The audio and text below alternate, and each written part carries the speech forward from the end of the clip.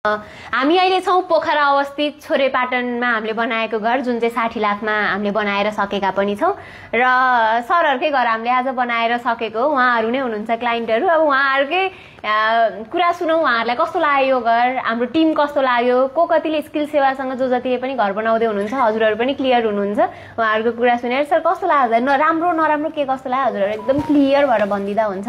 हाम्रो घर बनाउने क्रममा हजुरहरुलाई हाम्रो सर्भिस कस्तो लाग्यो? नामै स्किल सेवा भनेपछि त्यो एकदमै राम्रो। हामीहरूले चाहिँ अब भनौँ न जस्तो तरिकाले उहाँहरूले मलाई यस्तो तरिकाले बनाउँछु भन्नुभएको थियो त्यही अनुसार राम्रो बनाउनु भएको छ। हजुर।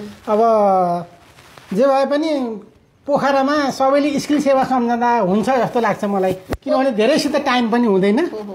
त्यही भएर टाइम बचाउनको लागि र अब सही राम्रो घर बनाउनको लागि विशेष स्किल सेवा सम्झँदा अति राम्रो होला जस्तो लाग्छ मलाई। हजुरको समग्रमा एक्सपिरियन्स स्किल सेवासँगको राम्रै एकदम सबै ठिक छ, सबै ठिक छ। उहाँहरूले जे बनाए पनि अब आफूले चाहिँ आफ्नो दक्षता अनुसार सबै नापेर सबै हेरेर राम्रो तरिकाले छैन हेरेर बनाइदिनुहुन्छ। यसको लागि म चाहिँ ठिक छु, भनौँ सन्तुष्ट छु भन्नु पर्यो। अरूसँगको एक्सपिरियन्स एउटा घर बनाउँदा फेरि 12 महिना हामी जोडिएका थियौं। यो घर 2 तला सानो भए पनि बनाउनलाई चाहिँ 12-13 महिना लागेको हो। नक्सा पासको प्रब्लमले चाहिँ थोरै अड्क्या थियो हैन। त्यो हाम्रो मात्रै नितान्त प्रब्लम नभई हैन, हामी सबैको नै प्रब्लम थियो। तर पनि घर टाइममा सकियो, बन्यो, सोच्या जस्तो भयो। सरहरु खुसी हुनुहुन्छ, त्यो भन्दा बढी चाहिँ हामीलाई अरु केही पनि चाहिदैन। उहाँहरु खुसी भइदिनु पर्यो।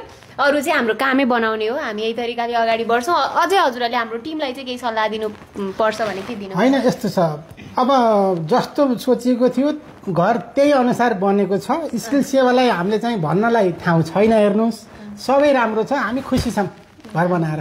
हस् सर, थ्यांक यू। त्यति भनिदिनु भयो, हामी एकदमै आभारी हुनेछौं। Thank you.